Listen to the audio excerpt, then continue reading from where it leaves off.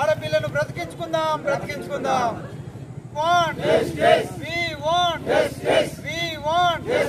భారతదేశ వ్యాప్తంగా కోల్కతాలో జరిగినటువంటి అత్యాచార ఘటనకు నిరసనగా ప్రజలందరూ కూడా ఆవేదనకు గురి అయి రోడ్లపైకి వచ్చి ప్రజలు చాలా బాధలో ఉన్నారు.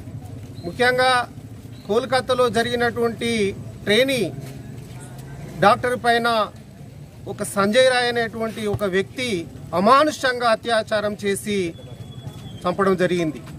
ఆమె పీజీ మెడిసిన్ చేస్తూ వైద్యం అందిస్తున్నటువంటి క్రమంలో అక్కడ పోలీస్ వాలంటీర్గా పనిచేస్తున్నటువంటి సంజయ్ రాయ్ అత్యాచారం చేశాడు. అయితే ఇక్కడ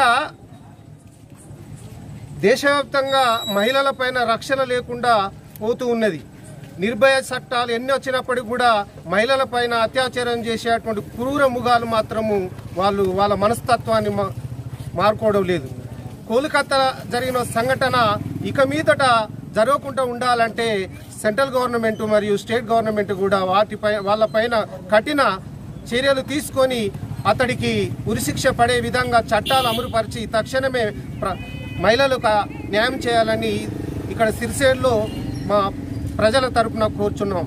ఇక్కడికి విచ్చేసినటువంటి యువకులారా, మనమంతా కూడా మహిళలకు రక్షణగా ఉండి మరి ఎక్కడో జరిగిన సంఘటన మనకెందుకు అనుకుంటే మాత్రం రేపు భవిష్యత్తులో సమీప భవిష్యత్తులో మన గ్రామంలో మన ఇంట్లో కూడా జరగవచ్చు. కాబట్టి మనమంతా చైతన్యవంతులపై మహిళలకు రక్షణగా ఉన్నప్పుడే మనము దేశాన్ని కానీ మన రాష్ట్రాన్ని కానీ మన జిల్లాని కానీ మన గ్రామాన్ని కానీ రక్షించుకుంటాము. ఇక్కడ ఆమె వైద్యం చేసి రెస్ట్ తీసుకుంటున్నటువంటి సమయంలో ఆ దుండగులు ఎప్పుడో చొరబడి తెల్లవారు చూసేసరికి ఆమె జీవోత్సలంగా మరణించి ఉన్నది.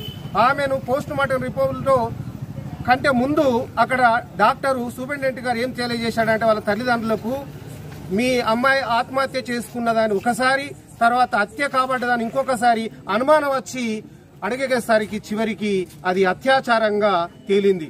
ఈ అత్యాచారకు తేలిన మీదట అక్కడ రాష్ట్ర ముఖ్యమంత్రి మమతా బెనర్జీ కూడా నిన్న ర్యాలీ దేశవ్యాప్తంగా నిరసన చెప్పడంలో భాగంగా కోల్కతాలో కూడా ర్యాలీ చేయడం జరిగింది.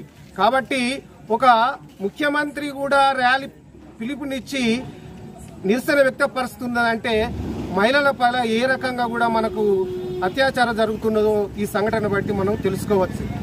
తిరగబడ్డప్పుడు మాత్రమే ఇలాంటి సంఘటనలకు మరొకసారి చోటు ఉండదు కనుక మహిళలందరూ కూడా చైతన్యవంతులు కావాలి.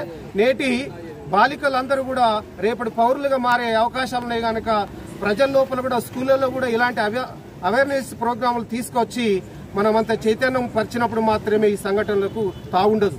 కాబట్టి ఇటు కార్యక్రమాన్ని నిర్వహించినటువంటి ఇక్కడ యువకులకు ముఖ్యంగా ఇంతమందిని కూడా గ్యాదర్ చేసినటువంటి నా ప్రియమైన శిష్యుడైనటువంటి వంగ రామకృష్ణ గారికి మరియు ఇక్కడికి వచ్చిన యువతులకు చిన్నారులందరికీ కూడా కృతజ్ఞత తెలియజేస్తున్నాం. మనమంతా ఐక్యమత్యముతో అత్యాచార ఘటనలందరము ఎదిరిద్దాం.